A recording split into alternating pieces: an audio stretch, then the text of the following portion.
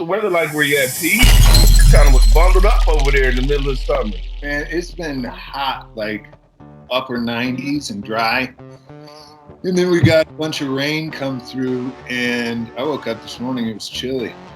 But it'll probably Same be here. 100 again today. Dang. Whew. We had an earthquake yesterday. Shut up. What? Just a little one. I thought it was a truck or something passing the house. You know, sometimes you feel your house shake.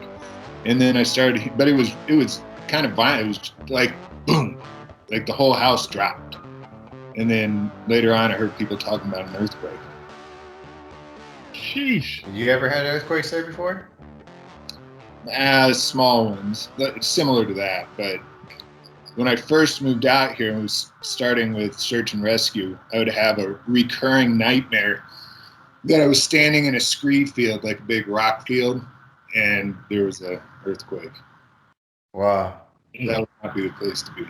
Did you have an earthquake? Like, did that dream come after an earthquake, or just you just moved there and then you had the dream? Yeah, just paranoia. So you knew there was earthquakes there. Yeah, we're on a pretty major fault line here. Got you. Okay. All right, that makes sense. You're right by a mountain range, so that makes sense. All right. Hey, well, what's up, guys? We have a old friend of the show. We had him on last year, Pete Deprez. How you doing, Pete? I am doing well. Thank you. Welcome Chug it. back. Welcome back. Welcome back. So what's been up, man? Like, by the way, thanks again for having me, allowing me to stay in your home Yeah. and allowing me to explore your area, man. That was a good time. Yeah, we had a lot of fun. We got to do the Red Hill trip. Yeah, yeah, that was cool. Brutal. Yeah, I got to explore Prince Creek, I think, and then Red Hill, and then the little jump park there, riding around and stuff. That was pretty cool. I wish I had more time to stay there, but and then just to acclimate with the altitude because I was getting my ass kicked up there. Yeah, it takes a little while. Yeah. So, so what have you been up to since I've left? Like what changes have? I mean, I know what changes because we talked about it offline. But if you can let the people know, like what changes have happened with you and what have you. So I got started with the hormone therapy about a week after you left, actually taking everything. And the first thing that I really noticed about 10 days in was I woke up, and generally first thing in the morning I was pretty foggy mentally, but I woke up, had a thought, processed the thought, came to a conclusion, and kind of sat up in a jolt and thought, my brain's working again. So some of the brain fog first started to lift. That was probably the first thing that I noticed. And then just kind of a general uptick in mood and perspective. Like a lot of the depressive stuff that was kind of overwhelming most of my thoughts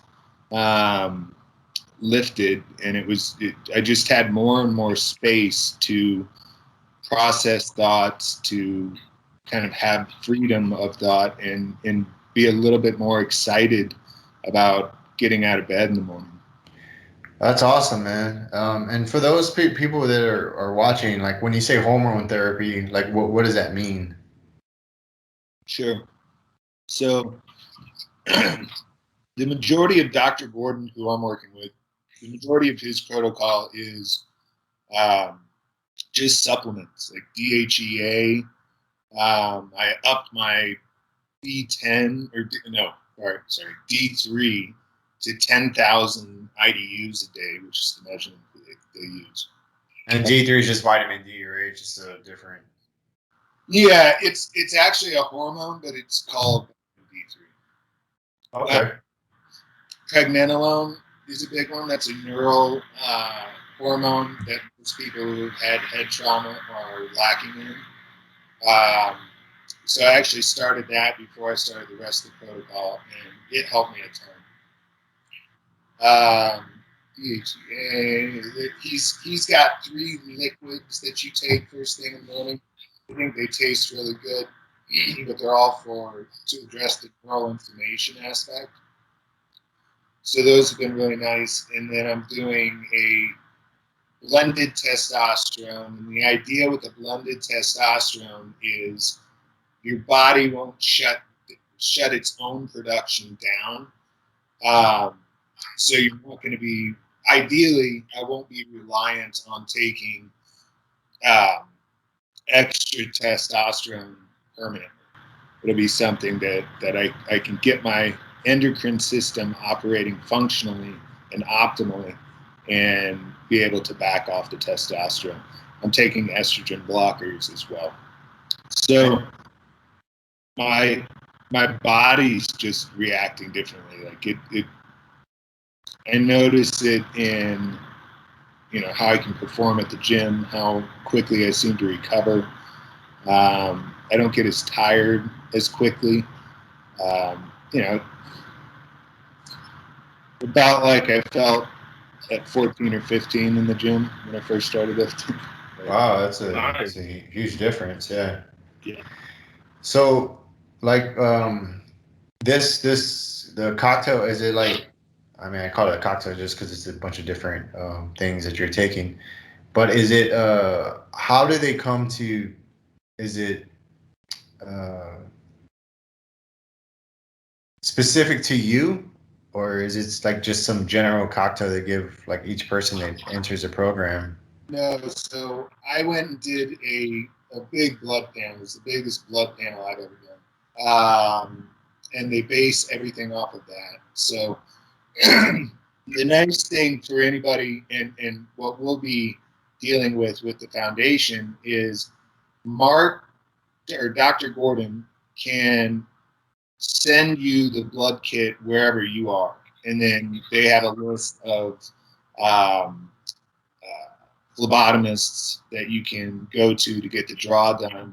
I just went up to Aspen. They collected the blood, sent it off, and then probably 2 weeks later, Allison, Mark's daughter, reached out to me and went over everything with me, explained what the treatment protocol was going to be, and they could prescribe and get me everything except for the testosterone, because testosterone is considered a controlled substance, and they can't. It's considered a controlled substance, testosterone. Um, so they can't prescribe over state lines. If I flew, I could fly out there and just walk into their office, sign a piece of paper, and be considered a California client or patient.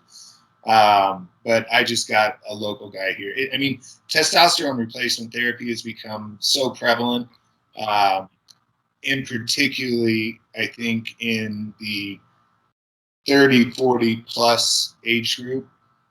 Um, so the anyhow, I just had to find a doctor here that could get prescribed to me the testosterone that I needed. Excuse me, and then everything else was just ordered online.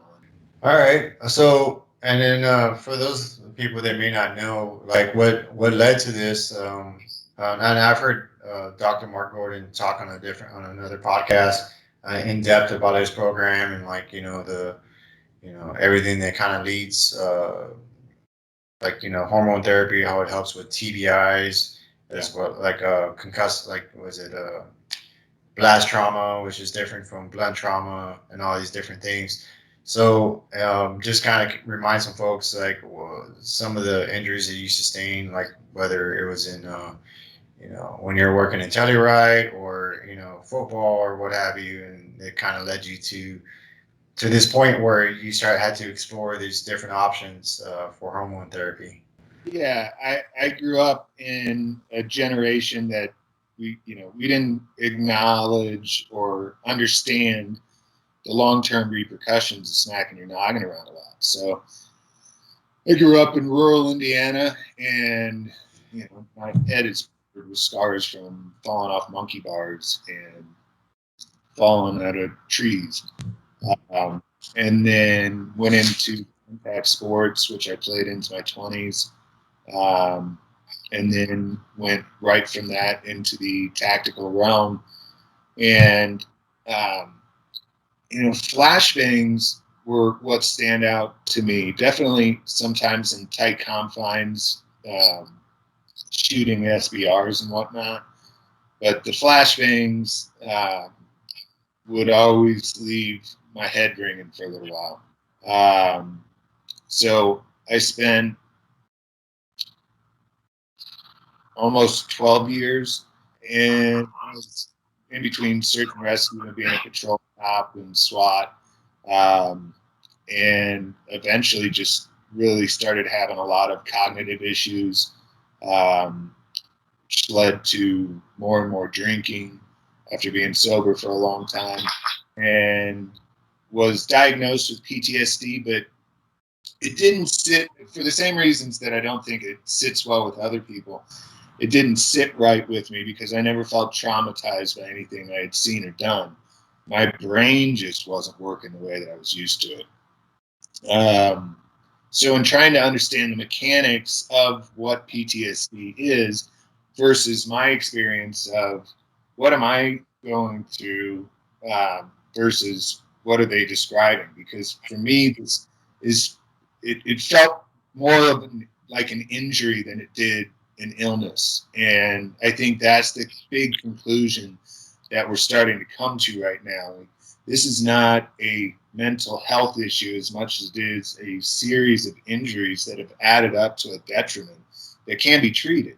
Um, and if we approach it from that aspect, we're recognizing causation, which can get us to legitimate healing, as opposed to just giving people antidepressants, which is an essential cortisone shot for the brain, right? No amount of healing comes from antidepressants. And I'm not shitting on antidepressants. If they work for you, great. But how many guys do we know that are on 20 plus different antidepressants, all to counter one repercussion of another, of another, of another? Um, so there's he's been doing this for over 20 years. One of the cool things that the guy I'm partnering with on the foundation is going to do is he's going to collect Mark's 20 years of data and put that into a medical research paper that can then be um, presented to the American Medical Association, and we can verify and validate a lot of the work that he's done to have this method of treatment recognized as a legitimate method. Nice. Yeah, I think that's important. I mean, especially with, you know, I've been on antidepressants. I've been on like many different cocktails of different, you know, yeah, drugs that they give you, and all that is a band-aid, man. Because that's in my opinion, it just kind of sustains you and keeps you in this holding pattern, and you're supposed to do like the different therapies, in vivo exposure and depending. But I guess that in your case that wouldn't work for you because yours was more physical it just related like it masked itself as being like a mental problem, not necessarily. It sounds like a negative connotation, but like it was like it's something mentally with him, so it's probably PTSD. But in reality, it's more like physical because the brain matter was disrupted through, blast trauma, through concussive grenades, or also blunt trauma from like, high school and stuff like that, or whatever sports you played, where any of us pumping their heads. I mean, they kind of go almost hand in hand, but not really. So yeah, so I can speak to that. Like it's just a holding pattern, and if that wouldn't, you could have taken as many as you wanted, but it's not really going to do anything. And honestly, the side effects from all that stuff, it actually most of those antidepressants or what have you end up. One of the side effects is suicidal ideation, which doesn't make any fucking sense, but that's one of the side effects of it.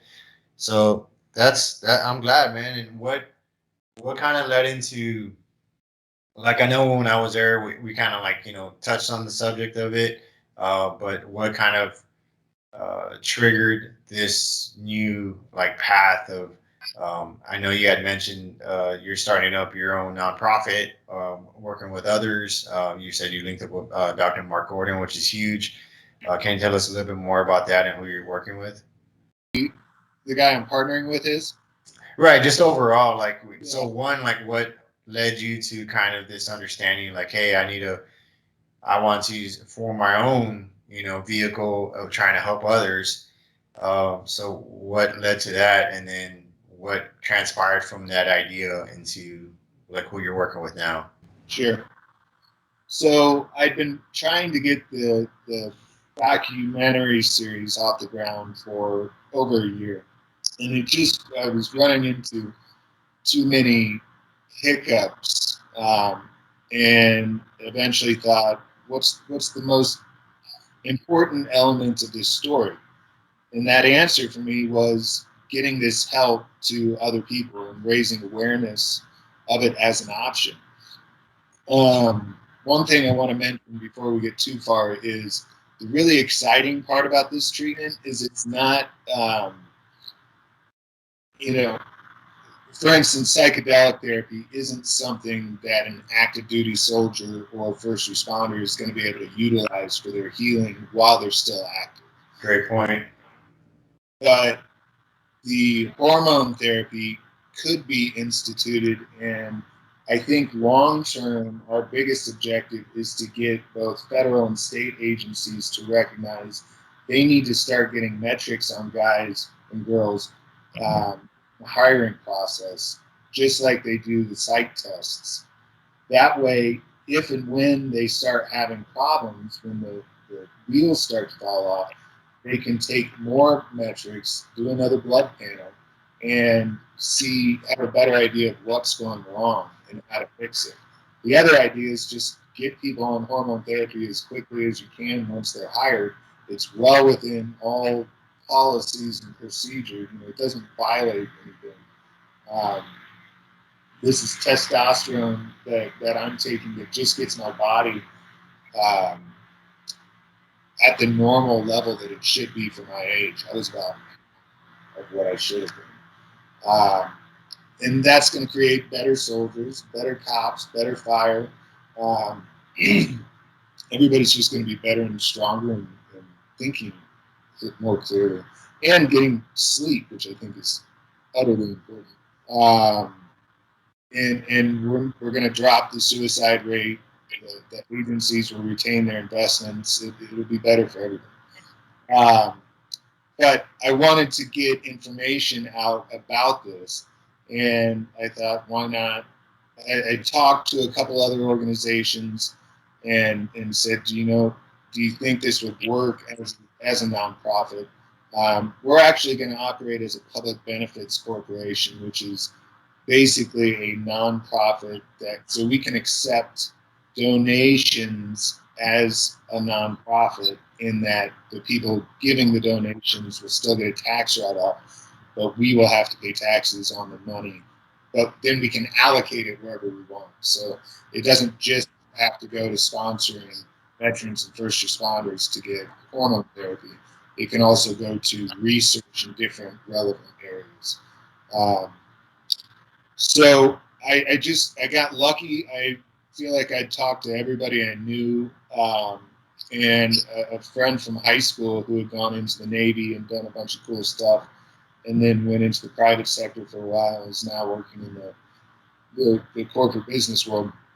Reached out to me and just wanted to know what I was doing with these different project ideas, and I told him about the uh, ASM Foundation idea, and he jumped all over it and said, I want to be a part, I want to do whatever I can. And luckily, it's really bridging a big part of this process, because I definitely understand the injury on a personal level and kind of the first responder veteran community, but I don't have the first idea about business as a whole. So he's been a great resource for me. And the process has been clicking along really quickly since we made those adjustments. And you said ASM. Yeah, what does ASM stand for? The acronym. It's a Latin term or phrase. It's an acronym for a Latin phrase that means keep the mind calm. Okay. Okay. All right. Just so people know. Congratulations, man. Sound like you're doing big things. It's pretty exciting, yeah. I assume that a lot of this came from just you finding a vehicle to help yourself, and now you're trying to create a vehicle for others to help others. Is that's kind of where like, hey, I just found this stuff. Now I want to share it with other people. That's kind of what started the nonprofit idea or the public. Um, Yeah. I mean, I saw a number this morning that said we're almost at 80 um, first responder suicides for the year so far. yeah, Damn. The numbers seem to be going up instead of down. Um, I've been in moments in the past year even where I was having to talk myself out of listening to the voice in my head saying there's a really easy way to not feel like this anymore. And I think people have a misconception of what those moments are. But for me, that was it. It was a lot like the voice in your head during a long run or a walk that's telling you to just slow down or hmm just stop, take a break. You have to ignore that voice. It was very much like listening to that voice for me. And the only thing that got me through that was if I can get to the other side of this, I can help other people not feel this right. way. And thankfully, that got me through those hard times. Oh, that's good, man. And, it sounds like you're on your way, based off of you've been on this hormone therapy for about a month now, approximately, or how long has that been? Yeah, I started June 10th, so about a month and 4 days. Has there been anything that you've ran into that has not ran into, but any type of negative side effects from it that you've experienced at all? I Like got, if you could pick any. I got a little bit of acne on my face the first couple weeks, but other than that, not really. So, Uh, I mean, it's sad that this is how I was supposed to feel all the time. right, And that just reinforces for me the idea that this is an injury, and I think it's going to. I've heard from multiple people in my community here who are in the addiction treatment recovery community, and they all said that testosterone was in men and women alike, for that matter, the biggest mood stabilizer that they've ever had. Hmm. Multitude of people have said that to me. and Uh, are they going through the same treatment, or is it like they're working with their own doctor to seek treatment, or are some of them just kind of self medicating to sustain themselves? Now they're doing more TRT, so just testosterone replacement therapy. Okay. Uh, and that's why I can't speak enough about, because there's kind of two parts to this, and we know that there's three elements to the injury as well, right? So you can have brain trauma or head trauma, brain trauma, prolonged stress, and sleep imbalances. Any one of those elements are going to knock your endocrine system out of normal functionality. So it's not going to be functioning optimally. When you have all three, it's a powder keg, right? So we're just seeing the extremes with the people from our communities because we have prolonged stress throughout our career, experienced head trauma from a number of different areas, and we're constantly waking up at 2 in the morning to go do a 6 hour shift and then have to go to sleep at noon, right? I mean, we have all those elements constantly. And there's no way to get away from them, which is why I think treating active guys and girls with this therapy is only going to make them optimal, because you can continue to adjust the levels that you're treating them with as they continue to experience the prolonged stress and sleep imbalances and probably more blast trauma, but we're healing it as opposed to just masking the symptoms. So it's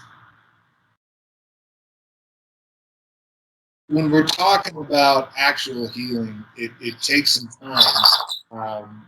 Like I said, it was not an overnight fix for me, but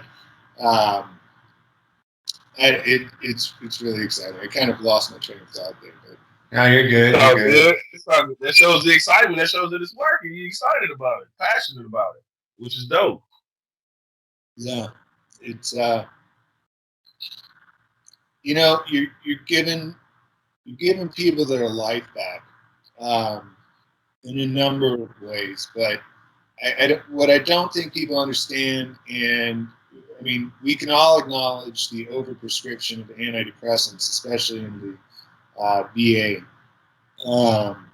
But that's a prison sentence ultimately. When you're telling people, okay, you're going to have to take these pills for the rest of your life, which really you got to keep adjusting, you got to keep manipulating and adding to, and that's a roller coaster in and of itself. But they're never going to get out of it. So we're offering a method that will legitimately heal the problems and bring people back to when they can remember some happier times. Right. No, yeah, I agree. Especially like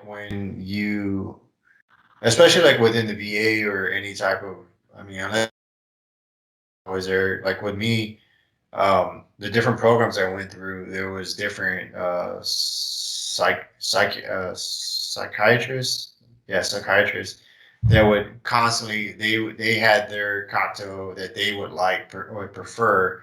So like I would be going in with a set of prescriptions, and they're like, well, how's this been working for you? Well, let's try this, and then it would switch it, and I'm like, I don't fucking know.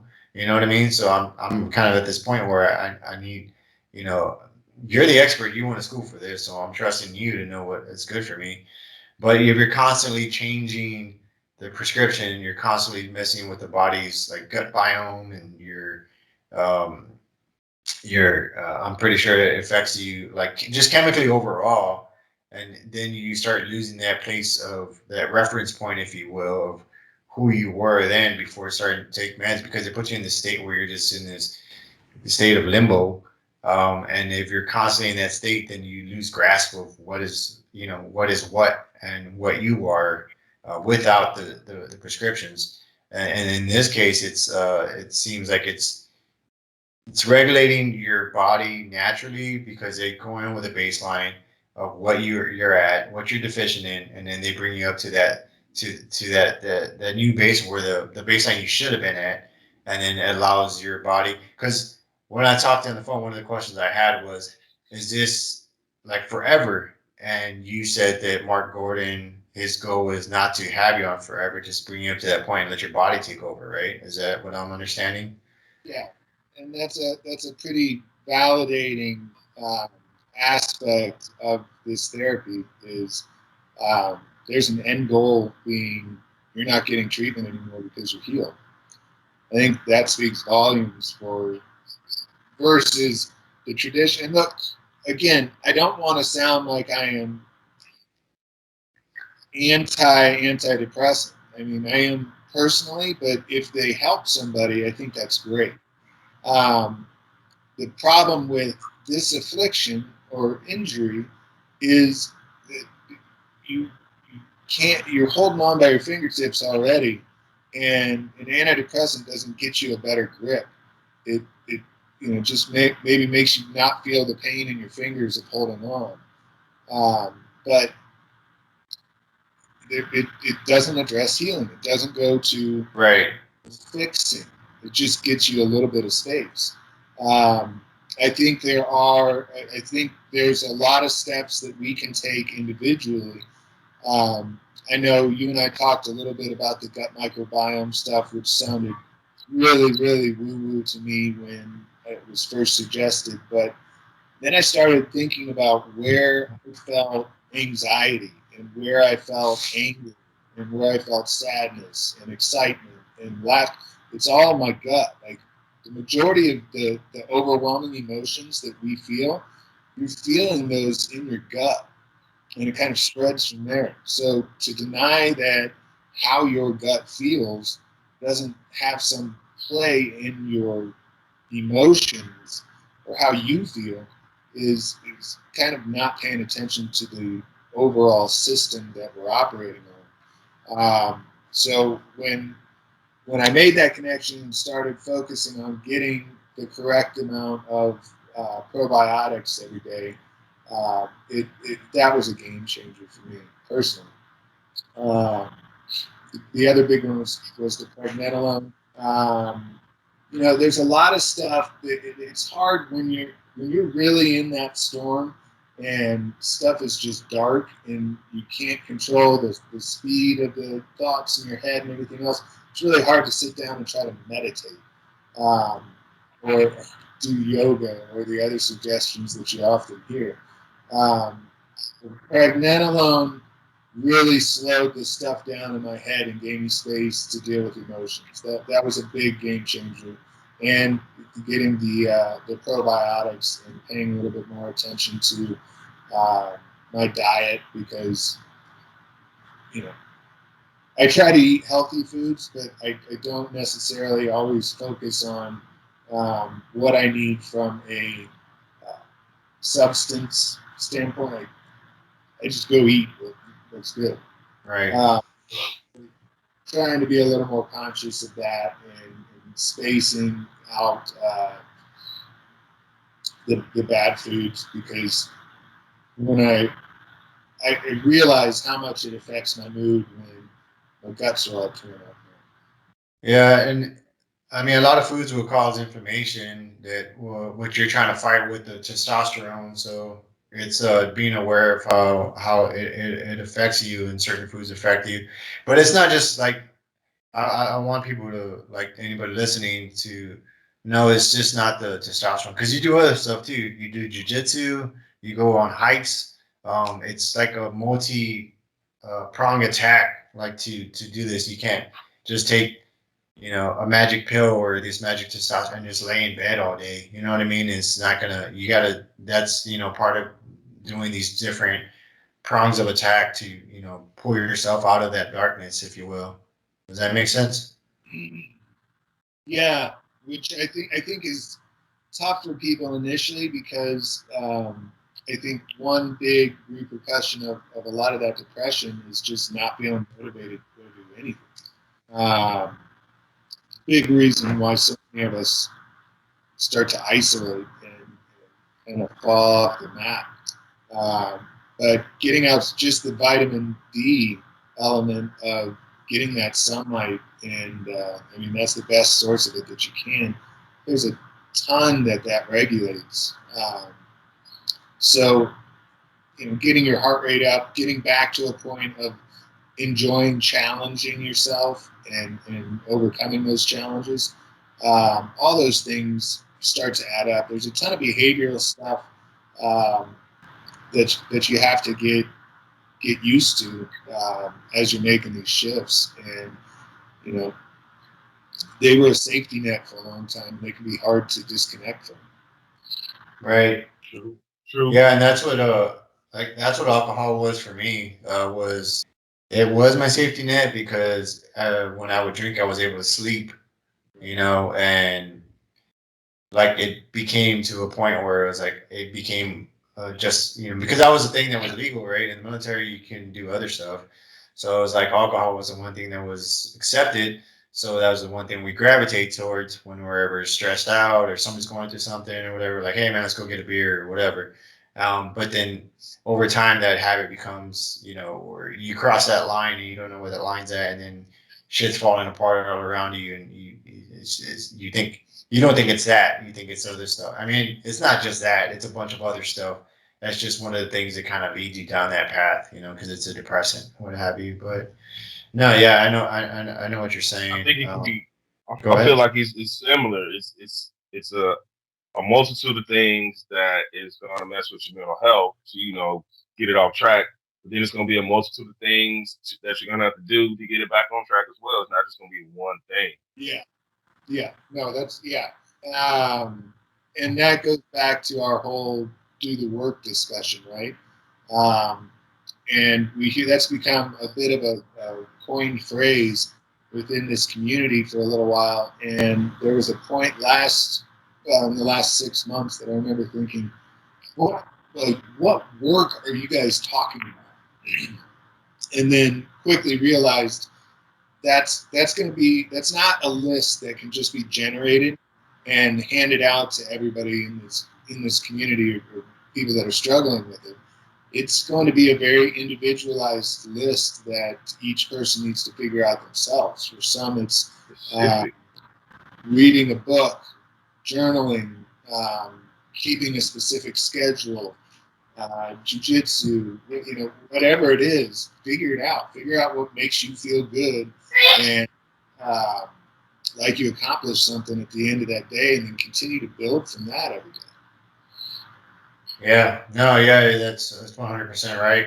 It's there's not one like I said, magic pill. Like it's going to be different for everyone, and once you kind of acquire like one thing that makes you feel good, then try to add another thing. You know, whether it's music or drawing or whatever. Just keep trying things. If you don't like it, then you tried it. You know, move on to the next thing until you build this toolbox of of methods that you could use. So if any one of those things is taken away, you can always fall back on the other, and not being too one dimensional with one thing. What makes sense to me. But I know Chug had a good question earlier when we were talking prior to this, and what were you saying about how can people benefit or like what the Like the selection process, like, you know, once you get your non for profit set up and everything, like, what's the selection process? Like, who's the candidates for the testosterone boosters, female or male? Like, how does that go? It's gonna be like referred to you, or like how's that gonna work? So ideally, what we're going to try to do is we're going to have to do this in stages, right? So the first round, what we'd like to do is get 10, 10 people that we know um, that we can sponsor to go through his program.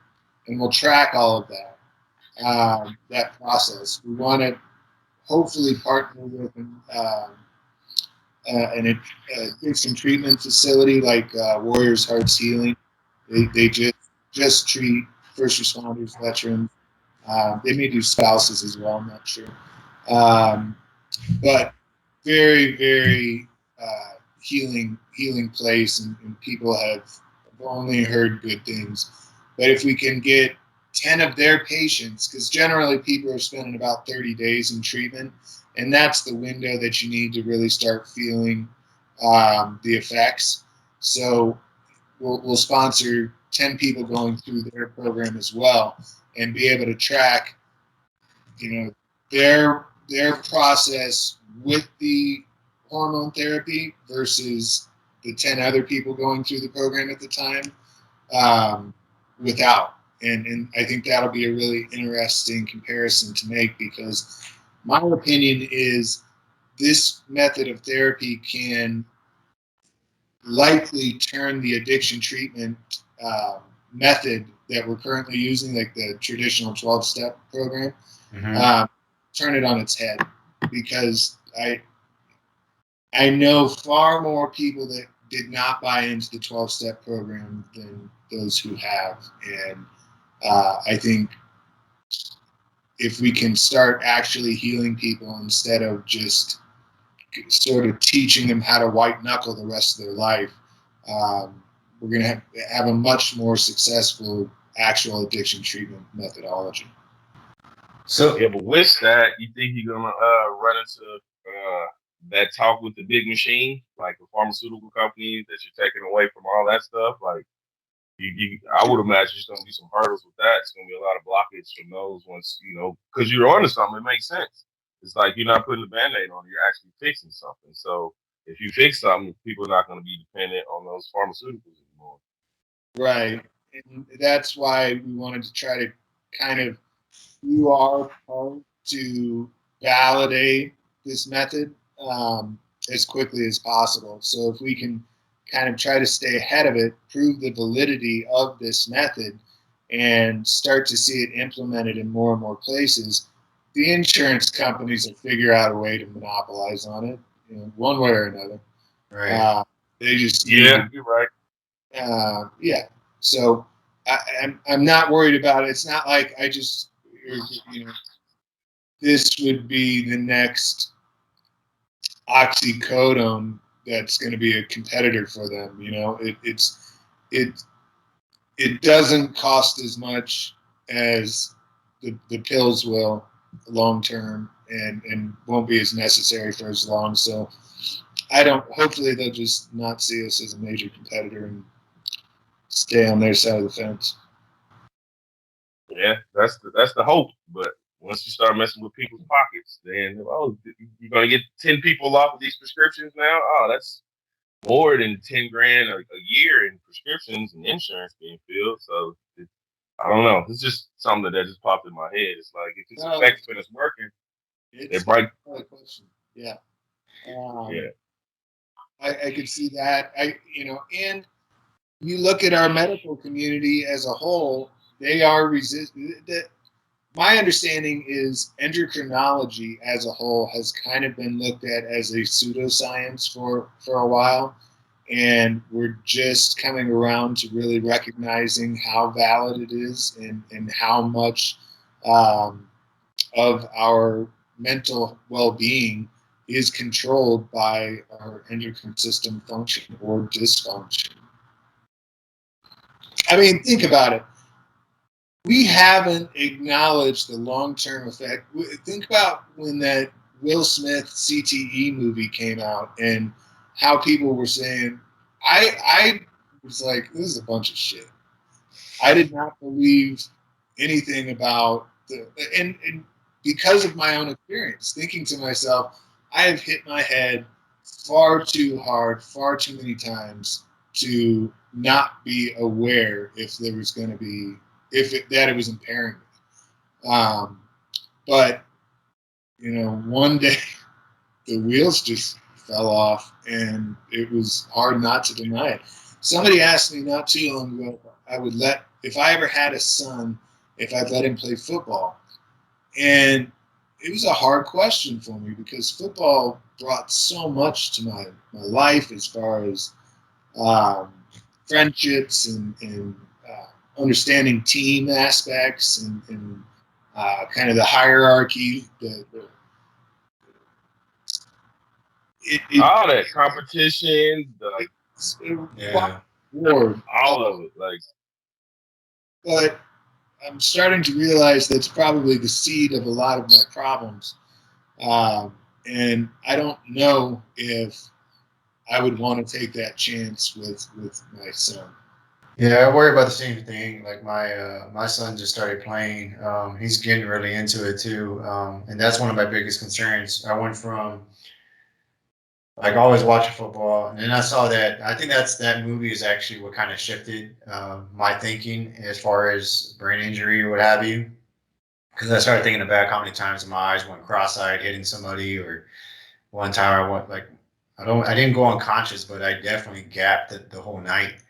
I just kept asking the same question over and over. And anyways, so concussions and all these things, and fast forward military, blunt trauma, blast, like all different kinds of things that kind of occur, through the military. Um, but so yeah, I worry about the same thing. However, like if there is, aside from any, barring any type of huge serious injuries, if this effort and this that this, it seems like a multitude are jumping on this, on this wagon, because of the research is promising and what have you. You could almost have the best of both worlds. You know what I mean? Where somebody could, and I'm just thinking about this now, could play football, and then if this comes mainstream treatment for any type of concussive or any type of brain injuries, then you could restore the individual back to baseline, if you will. But at the same time, would you want to take that risk and then not be able to reverse it? So yeah, it is tricky. So it does definitely. There's a lot more concerns that I have now as I get older and I do more research and understand uh, a concern that I have for my son. And honestly, I'm not really. I'm just trying to support him in every way and try to help him, prepare for it. Because at the end of the day, I think he's already kind of bought into that football bug that we most of us have gotten, and I'm just trying to make sure that he has all the tools to be successful as he can. But I like. I think we can do a couple things like educating children on how to properly tackle um, when because we in comparison when we were kids, if you did not lose consciousness, then you weren't considered to have had a concussion, right? right, You just got your bell rung. Well, I think I've said it before that if you lose consciousness, that's really really bad. That's a clear TBI. But if you have these smaller mini concussions over and over and over and over and over again, and you're not taking any preventative steps to allow for healing, which generally, if somebody gets knocked out cold, they're pretty careful about protecting their head moving forward. These little micro concussions happen over and over and over and over and over, and just eventually add up and are likely doing more damage. So I think if we can teach the kids the signs and not try to get them back out on the field as soon as they do see that flash of light or get their eyes crossed, um, they'll be a lot better off. So it's going to take a lot more education and people being willing to draw the line with it and say, I'm not willing personally to run back out on that field and smack my head again, because it's not always the helmet to helmet hit. Sometimes you just fall wrong and smack your head too hard. oh, wow. Uh, I used to hate those. yeah. Um, I probably got the closest to knocked out cold um, doing water sports, right? You're going 45, 50 miles per hour and fall, you're smacking your face pretty hard on the water. And there were a couple times I woke up underwater realizing I did not have much longer to be underwater. Right. Time to get up. Yeah. Time to get up. Be sleeping with the fishes for real.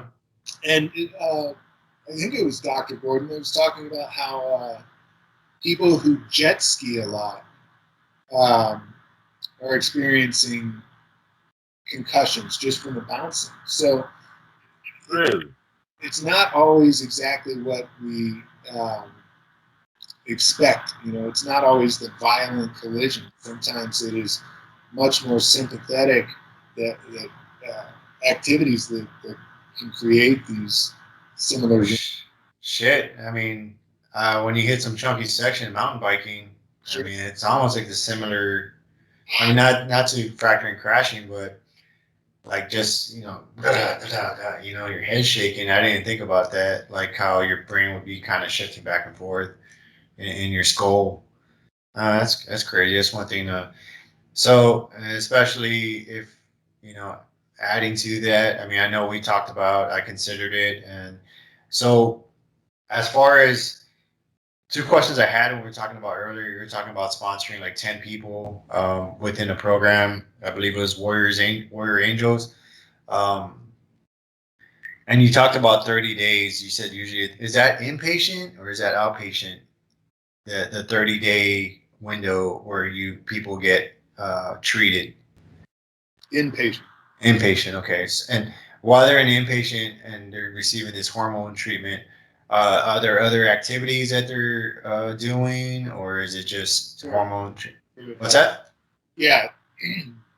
they'd be very active so generally addiction, when you're doing inpatient, there's not a whole lot of downtime because they don't want you thinking Right.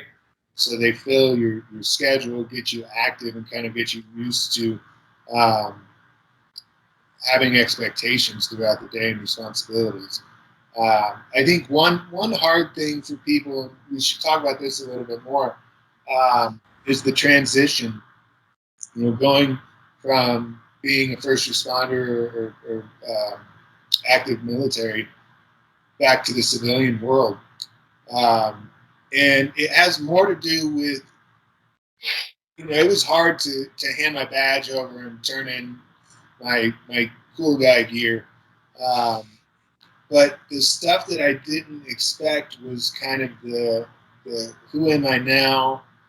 Um, where do I fit in? Like I'm used to having a very regimented schedule with expectations very clearly defined, and coming back to the civilian world and not having any of that was a real struggle, and I fought to fill those gaps and kind of understand. Okay, what do I do now? They get us really good at doing our jobs in those roles, but they don't spend much time telling you what to expect when you leave. And I think that's been an area where a lot of guys have had a hard time. Yeah, I mean, I know. I mean, Chuck, you probably talked to this as well, but I didn't think it would affect me as much when I retired because I think I was just exhausted, tired, ready, and then going through everything else I was going through.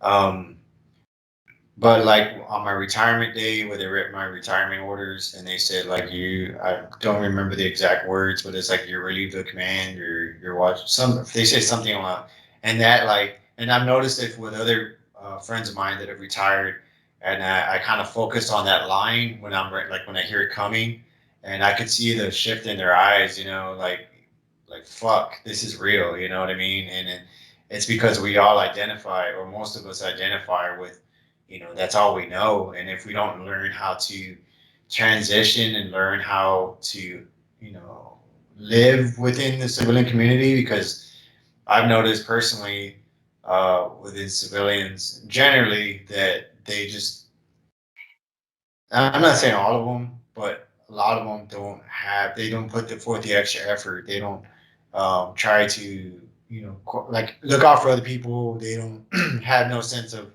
I don't want to say sense of purpose because that's probably, you know, each individual, their sense of purpose might be something different, like their family or anything like that. But it's just different, is what it is, and it's hard to have conversations with some of them because even if you're joking, I don't, they don't. I don't want to say all of them, but I'm generalizing, overgeneralizing here. But at the same time, I've noticed that a lot of them get their feelings hurt. Maybe it's the way I look, and I'm joking. But if I was talking to this, they would be like, "Oh, fuck you," like they would give me shit back. But a lot of them, they'll hold on to it, and then later on, it's like, "Hey, man, what'd you tell so and so?" I'm like, "Oh, I was just fucking around with them." And they're like, "No, they took it serious." I'm like, "No, I was joking, man. Like, I don't."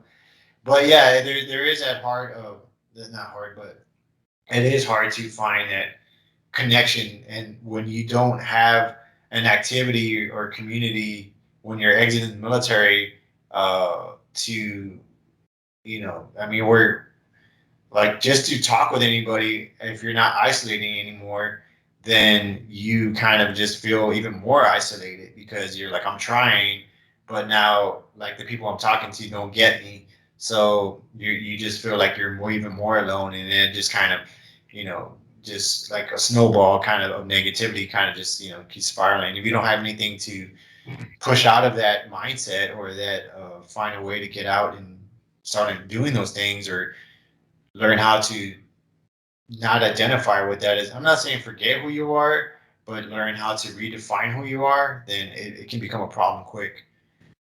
Uh, if don't nobody understand that, I mean, I truly do. Because once I separated, I had my little fun time, and then I tried to get back into the sector of construction and working for the unified government here in Kansas City, Kansas. didn't work out too well. I lasted about 5 months before I cussed everybody out.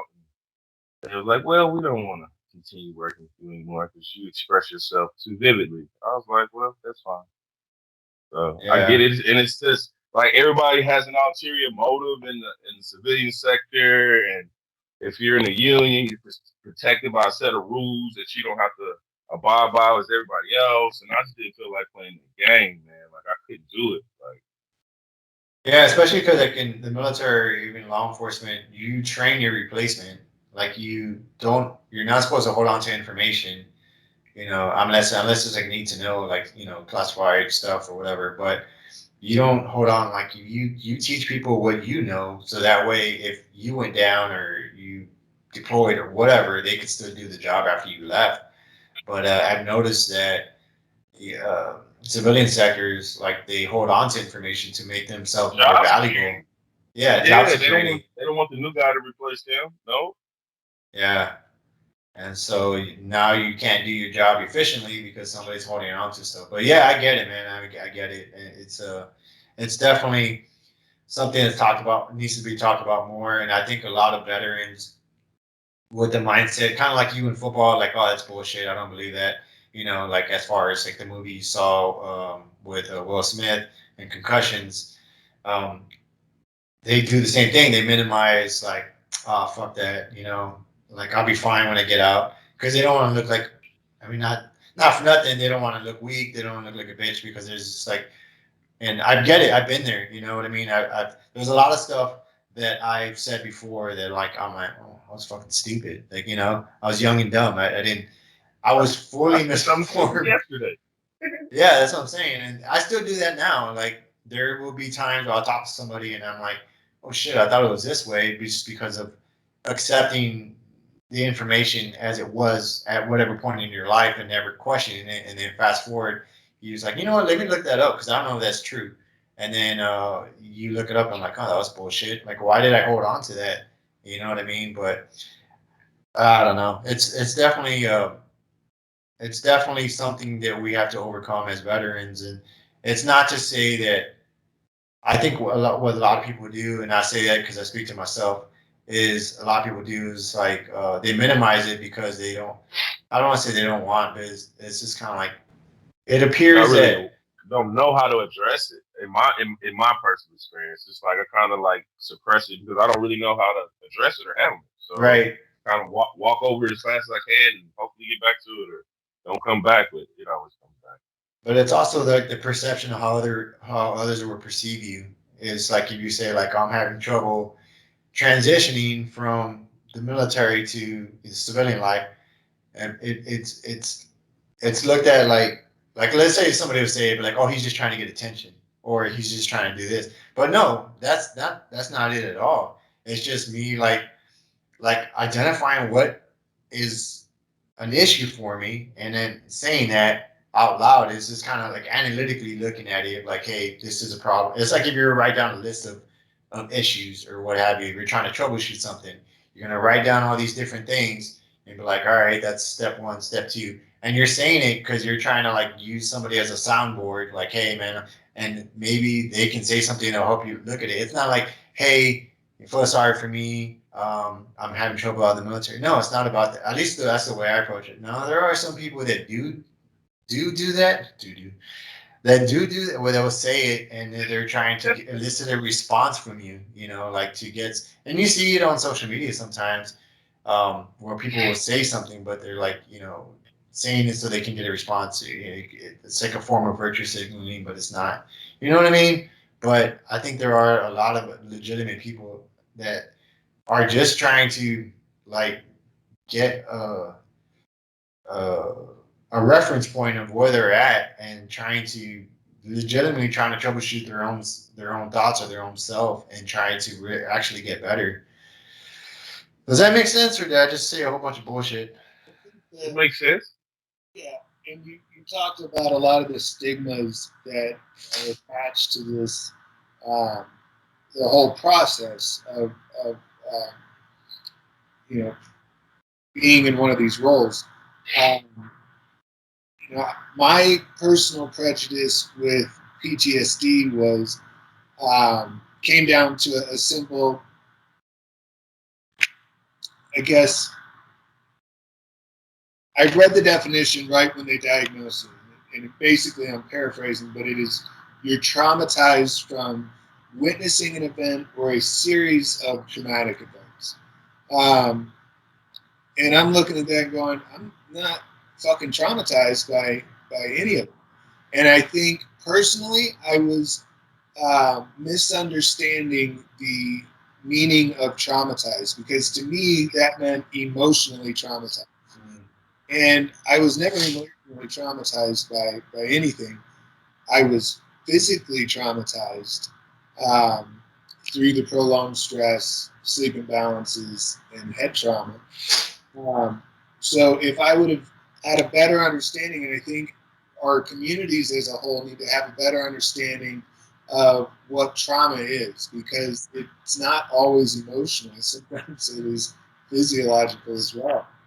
Um, so it's an important distinction because in my mind I was going, you're telling me I'm weak, and I'm not weak. Like I'm I did not get upset about anything that I felt more comfortable at work than I did at home. My brain. Right. Um, I think you'll have a lot more guys, and that gets back to my initial comment about we have to start viewing this as an injury and not an illness, because you know, you tell somebody they're sick, they'll probably be like, "Ah, I'm okay." You tell them that they're injured, they're probably going to sit down and address the injury because they understand that that can be to the detriment of the team. Yeah, or Right. even a disorder at PTSD. You know what I'm saying? Like if you tell someone they have a disorder, they're gonna be less likely to be more receptive to help. Yeah. And you said something too that a lot of people do that I've noticed is that when they're diagnosed with something, they identify with it, and then that becomes them because it's just like, oh, I can't do this because of this. I can't do that because of that. And it's like they've already accepted the idea that this is permanent. And I'm not saying that PTSD is like fully curable, and I mean because there are going to be memories associated with it, but the symptoms are going to be less and less. Now, if it's physical, then there's a treatment plan for it, right? And then you can work your way out of it, and that will in turn reduce, I feel, the emotions that are tied to with somebody that is both physically and mentally, or I don't want to say mentally, but physically and I guess mentally affected. So, but if you're taking care of the physical aspect of it, then that's going to lessen the symptoms of the symptoms, I guess. But if you're just dealing with the physical aspect of it, then it's going to be one and the same. It's going to like help yourself like get to that point where you should be at. Does that make sense? Yes. So something that I don't think is spoken to enough, and something that I couldn't understand, I could not wrap my head around. I've never been a very emotional person. Um, but that said, stuff would always hit me a little bit differently than um, it did other people. I would just be able to stuff it down.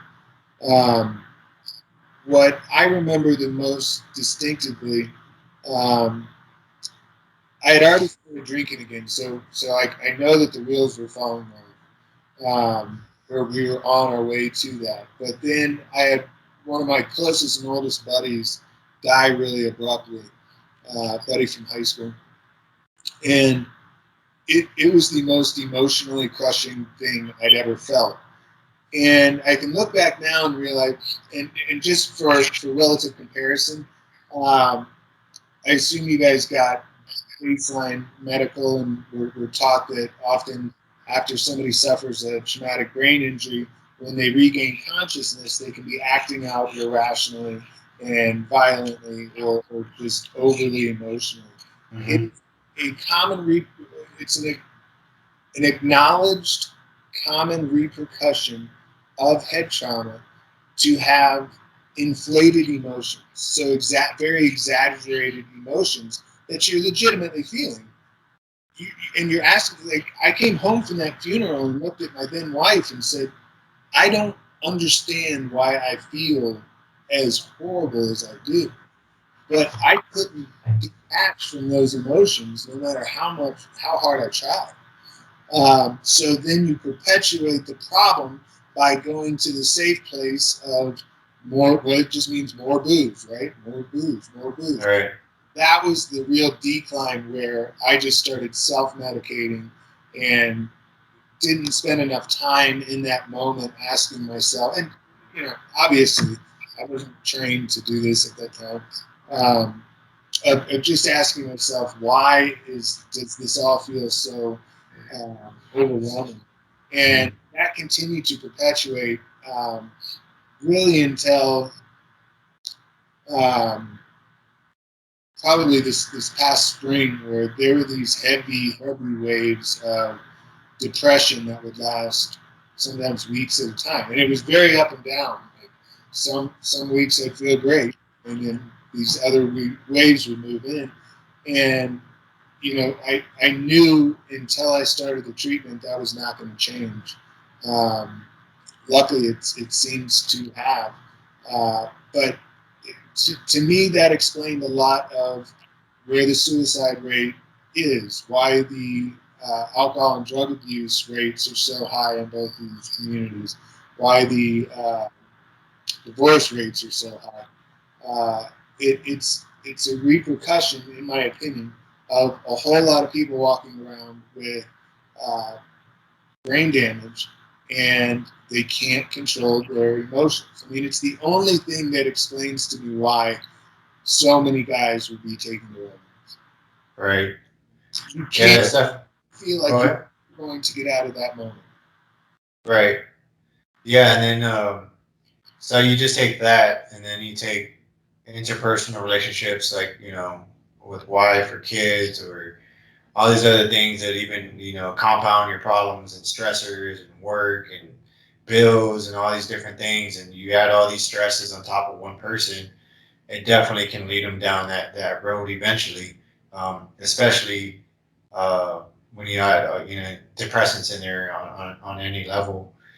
But one thing that you had said earlier, and I think we had talked about, to go back to, was, so you, with this new nonprofit ASM, you guys are sponsoring patients. So if somebody was, meaning that financially being sponsored, I assume. So if somebody were to come out of pocket and let's say they had the money and wanted to start one of these programs with Dr. Mark Gordon, or do you know if he has any affiliates, or is it just him right now? Yeah, Before I press on. uh, doctors that he works Okay. So if with. they wanted to go with one of these, sorry, go ahead. I stepped He on you. and his daughter are the two primaries out of his Millennium Health. Um, but are you asking how somebody can get into their program? Yeah, yeah. So like, let's say I don't know, me or Chuck wanted to, and we didn't want to, take up one of these spots with Warrior Angels. If we wanted to come out of pocket, I mean, I know it's going to be varied per individual, because if it's going to be a curated, concoction of testosterone or what have you, what is the average cost, or are you paying for it on your own, or how's that working? And not to get too much into, I'm just looking for ballpark. I don't need to have, just so people can plan or look into it, or what to expect as costs go. Sure. Sorry, I was looking up his. I always forget. So his website is tbimedlegal.com.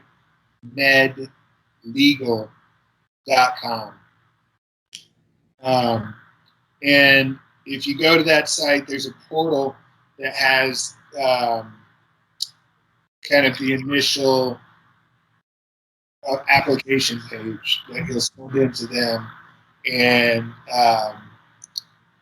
it'll take a couple weeks to get through the processing section or portion, and then they'll reach out to you and get the ball rolling. I think I am So I'm a month and a half in, and I'm probably less than $1,000 total out of pocket.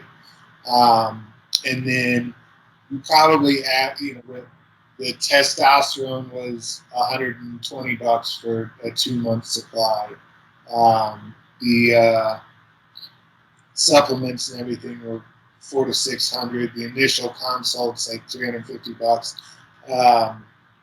It's not overwhelmingly expensive, and it's something you can keep up with for a couple $100 a month on average throughout the year. Yeah, and that's, I mean, if you look at the, like, I know some people hear this and be like, shit, that's a lot of money. But if you look at the overall investment that you're putting into, because if you're in a state of confusion, frustration, not sleeping, all these different things, then $1,000, I mean, not for nothing. I know that ain't chump change for a lot of people, but at the same time, you're gonna gain all this, uh, what's better life interaction with interpersonal relationships or what have you, and just be a better you. I mean, I think that's relatively inexpensive in the long run, as opposed to antidepressants where you're paying co-pays or all these different other traditional methods where they just there's like it's an indefinite timeline, and it sounds like Mark Gordon is getting you up to the point where your body can start producing it naturally, and then after that, you don't no longer need it. So it's a short-term investment with the long-term benefits. That's the way I see it. I mean, I It's an haven't. investment in yourself as well. Like, I mean, Well, and not to mention, if part of what you're dealing with has to do with TBI, and you've sustained, you're got hit by an IED and sustained that blast, the degeneration cellularly within your brain, I believe I have this right, that's going to continue, and that's ultimately what leads to CTE. So this process tries to get ahead. The brain will um, regenerate cellularly if given the opportunity and the right medicine to do so. Nice. speaking of regenerating, with the month or so and a half, has it regenerated any of your hair follicles up top? No, No, still nothing. up there. Oh, Okay. okay. Um, I Probably. just because the beard looks very nice, good, and healthy. That's all. Okay, thank you. Okay. I probably have some more hair on my back when I bite, but I think that's where it really starts to pop up. Yeah. I mean, it's minimal side effects. I mean, you talked about a little bit of acne in the beginning, but I think that's just Yeah. your body trying to regulate and figure out like, all right, what's going on? We got to put this extra testosterone here, and because it didn't, it's gone away since, right? It's not like it was like getting worse or anything. It's, Yeah. So like relative, I mean, you're gonna. I think I'd rather take those type of side effects than suicidal ideation, any day of the week. You know what I mean? Yeah, or kidney failure. Yeah, or kidney failure, exactly. yeah, or getting to a point where you're drooling on yourself in the corner because your brain Right. is just deteriorated entirely. Yeah, it's incapacitated. Like when I tried it one round, like when I had to take it, and I just felt like I was just in sloth mode. Just I was like, Yeah. nah. You're taking what? No, when I had got prescribed what they told me to take for my mental health, it just kind of put me in a sloth state. It's like I was just like a zombie damn near. So I wanted to Yeah. do it. That's kind of what happens. You put you like in a like you're almost like on autopilot, and Yep. like people ask you questions, but it's just like the external you. It's not really like you know what I mean. It's just like this. Like you're just responding, but it's just kind of like a blank slate you're talking to. At least that was my experience. The time that I took it, and looking back on it, because at the end I didn't, I couldn't distinguish whether or not that was normal or not. Anyway, so, but I mean, um, like part of my when I was medically retired was TBI. So it's definitely something that I need to go back and kind of figure out, and especially I was kind of waiting, not necessarily waiting, but financially trying to save up the money to go down this venture. And because I reached out not to Mark Gordon, but when I first heard the podcast, when he had him and another special forces guy on, and he talked about how he went to the UK to talk about the program there, and they met like a lot of kind of to your point earlier, Chug, about they met with the UK Surgeon General and like their top forces, and they were talking about the research. They did hit some walls because when you start kind of getting into research funding from the government, the other people are, and I saw this with project management, other project managers getting upset and trying to throw in you know, their little monkey wrenches into your project or whatever to try to keep the funding for their specific pet projects. But I did hear about that, but I feel that anything worth like this is something worth fighting for. So if you do find any type of resistance, just try to overcome those as best as you can, and just try to focus on why you're doing this in the first place. You know what I mean? Because there What they will be say, those. keep fighting the good fight. Yeah, keep fighting the Yeah, good fight. yeah. It's appreciated, So man. Yeah, I'm not. The medical community will come around and um, see the evidence. Like we were talking about earlier, there's there's an overprescription of antidepressants nationwide here, and we know what happens to the knee when it's injured and you continue to shoot it full of cortisone. The injury perpetuates and gets worse and worse until the joint fails. So we're going to see the same effect with continued overprescription of antidepressants for mental health issues. If we keep masking the issue, it's just going to perpetuate and get worse, and the brain's going to be what goes in that instance. So, um, like like we've been saying since the beginning, this has to be treated as an injury and not an illness. Um, for the sake of everybody dealing with it, and for the sake of the medical community uh, trying to make it better. Because That should be the name of the episode. Injury, not an illness. That should be part of the name of this yeah, there you episode. go. um, I don't believe that the governing forces do not want to fix this problem. You think about how much money they invest in special operations of any kind. You're talking millions and millions and millions of dollars for every operator. Um, when those guys are dying from suicide or just having to go into early retirement because of PTSD symptoms, they're losing their investments. So same can be said with first responder communities. They invest a ton of money to train us up and get us out onto the street, um, and they're losing their investments as well. And while the feds are well funded, um, the police and first responder community across the nation are generally not. So they can't afford to be making and losing those investments regularly. This is a way that we can keep those guys active and healthy and be better at their job for as long as they want to be.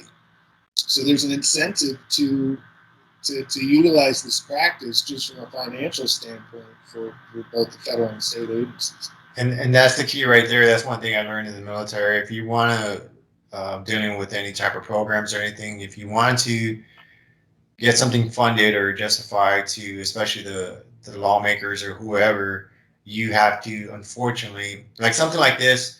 When you tell them like, hey, this is gonna help the troops or help first responders, help our country, they won't do shit about it, unfortunately. But if you tell them like, hey, this is how it's going to save you money, well, this is what it's going to do. But the thing they're going to listen to is this is how it's going to save you money. It's you're going to protect your investment. You're going to have all these, things that are going to like positive things are going to happen after you do this. Then but more importantly, it's going to be like save you money. Like this is how it's just going to protect your investment, and that's when they're willing to do stuff. Um, but It's I appreciate you and everything that you're doing to try to help your community and the first responder community. I mean, it sounds like not even just that. You're not limiting your foundation towards just first responders, but it sounds like you guys went public, so you're able to help other people as well, and that's huge, man. It's definitely. I feel that this purpose and this mission that you're doing is gonna be a self healing thing as well, because you're like starting to not only help yourself, but you're also starting to bring awareness to other people within your specific communities, and you're gonna help them, and then it's just gonna be this positive snowball, if you will. I can't come up with another fucking word right now, but like that's gonna just be like helping others, and it's gonna help you on many levels as well. I look forward to hearing more about it as it unfolds, and maybe we could have you back on. You can give us another recap of where it's at, maybe 6 months from now or 7 months from now, where it has a little bit more traction. But how can people get a hold of you? Right now, like Instagram or anything like that, where you talk about some of these things that are unfolding? Sure, Alpine Water Buffalo on Instagram. Um, we will have a social media presence in the next couple of weeks. We just wanted to push to get the seed sourcing information out and get the logo and licensing and everything set up. So we've just established all of that stuff, and we're excited to get going. We've been uh, speaking to Doc Gordon pretty regularly, uh, and he's excited about this as well. So Nice. yeah, All right. Like, I appreciate you coming on, Chuck. Do you have any last questions or anything for him or anything? No, man, hit enough, man. Appreciate you, Pete, and yeah. appreciate what you're doing, man. Thanks for having me on, guys. Yeah, maybe next visit I'll take Chuck with me or something. We'll meet up over there or something, hang out for a couple of days or something. I'm all inviting myself and shit. He's Cool, like, I'm man, ready to go. I don't want you over here. But yeah, man, I appreciate everything you're doing, like I said, and keep it going. And if I might call and pinging you with questions or anything like that, I know we'll talk about some other stuff. But thanks for coming on, and look forward to talking to you in the future on this podcast and see where this thing is going. But yeah, so if you're looking for Alpine water buffalo or Alpine buffalo. Alpine Water Buffalo. Alpine water buffalo. Is there a dot in there? Alpine dot water buffalo or anything? I don't think so. I'll put a little caption on the bottom so people can follow you. And yeah, The spot phone that we have, if you go to spot phone, it's just ASM Foundation. Um, People can donate. It'll be used in a beneficial manner, I assure you. okay. Maybe you can shoot me that link afterwards and I can put it on here. But all right, guys. Well, thanks for listening in, and we're gonna have more of these coming. Appreciate your time, and if you guys have any questions about Pete or his effort or hormonal therapy, put it in the comments, and I'll reach out to him. I'll try to do some research. But I always encourage you guys, as always, to do your own research. Look up Dr. Mark Gordon. You can find him on Google search pretty quickly. There's also some podcasts that he was on. You can get a little bit more in depth on hormone therapy. So yeah, if any questions, just ping us, and we'll have these coming. And if you have any content you would like us to cover, have anybody on that you would like us to have on, then let us know that in the comments as well. Thanks, guys. Have a good one. Peace.